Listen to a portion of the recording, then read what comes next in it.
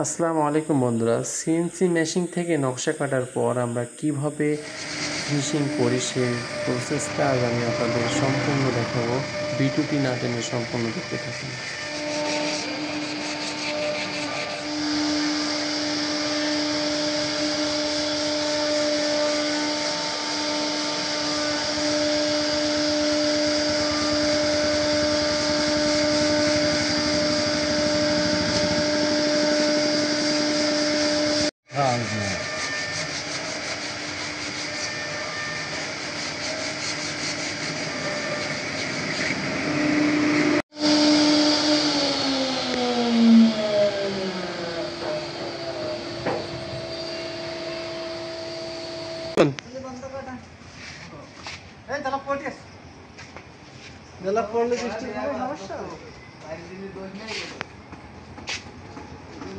উঠুন।